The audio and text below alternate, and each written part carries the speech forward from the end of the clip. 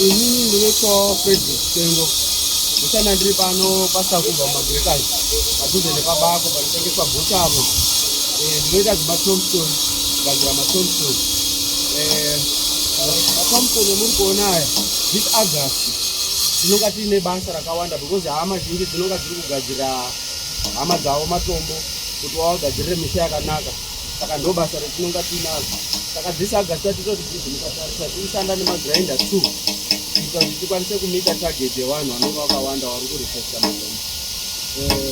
Kambani yedu inonzi Chana Granite. Takatarisa nematombo ayo pane inofull rirapo inoiti single lead inonga iri pa250. Toenda pane 3 step iro rakapoliswa rina mamao yavo vane gemenzi rekumasoro rari pa400 tozoita 4 step iyo inemusizo kwaunotodisiti rari pa500 right.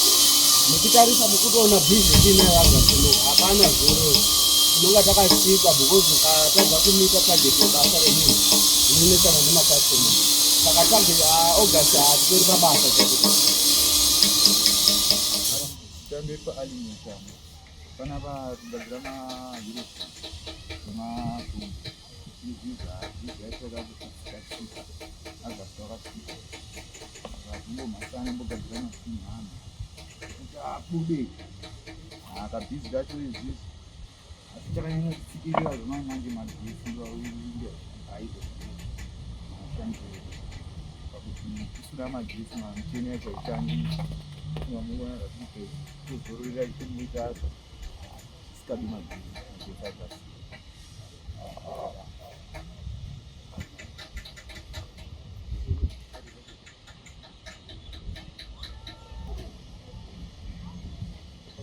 Ndodzi hostage Kengo. As you can see kuti apa ndiri kudhiwa photo apa. Ndiri kudhiwa photo iyi. August unoga anonga atori mahwani saka tototi titomite matarget aanhu just because pressure tinotina inonga yakati wandei. Saka pano pakashanda apa titoshanda kana nemanhu echeko kuti tikwanise kudini kupedza zvinhu zvavanhu zvaAugust unoga. Just because nguva yekuti munhu unonga atosvika kuti ndaoda topfurakira tichizosvika hatizokwanisiri kuti tinozvisei munhu achasvika panzvimbo atoonana nemanhu etikwanisa kunga tiri tichipedza zvinhu zvake.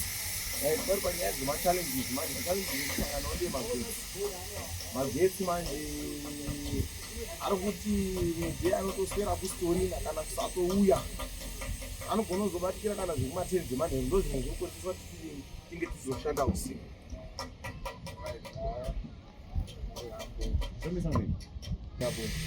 Avo pazvitesi mageda kuhodeswa ngapota pasera paangohodeswa saka vanhu navachasvika mutombo saka muno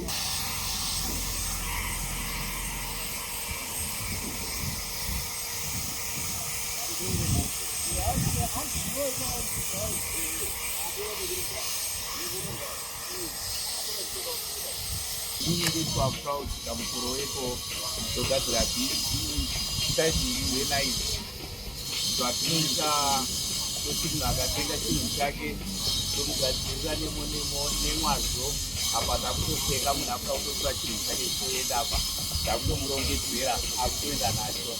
Saka uchiitawo unobva utodzinawo chinhu iri apa izvi yotofamba zvakanakanaka haufaniri kungozvisarira vanenge vachiita vamwe sekuti oita nemo munhu angoita chinhu chake chinofanira kudzoka chakadaro. Ndo maitiro atinoisa kuChelsea Oil Granite tatenda zvangu neiro dzidziso yakanaka yebasa tuyo tiri kuti zvakanyanya chaizvo. Hapana mwana ari kusara, tiri kuona vanhu vari kuuya pani kutenga zviro zvakaita seizvi. Mwana wese ari kuuya ndoiva basa riri kufamba totendwa wese ari kuuya arikwanisa kuona zvinhu zvake zvanenge auya kundogadzirirwa vamwe vakutopfeka vakuenda izvi.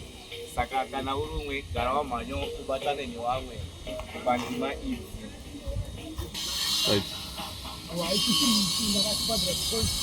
Last week,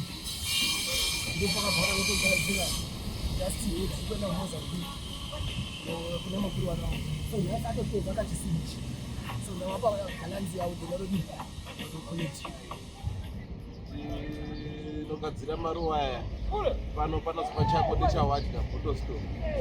Saka izvozvi nezvinhu zviri kuitika zviro zveholdek nai tinotsai kumatargets edu kuti tibatewo tionewo mari yakati wedzerepo zito panoitawo mari yakati wandei mumaholdey anaya.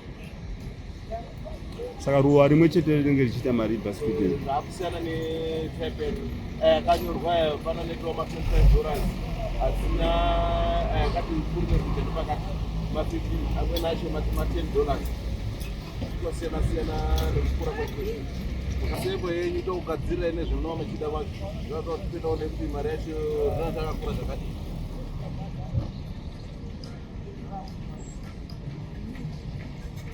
Machalenji anombowanikwa kozi mamedziki etinongotenga anogona kutadza kuwanika mumashopu marikona yatinopinda anomboshaikwa mashopu kozi tozi akuenda kuorwa South Africa. Saka chibomberai anozokufonerai kana zvinhu zvati zvapo ndo machalenji etinongomuita edu kubasa redu.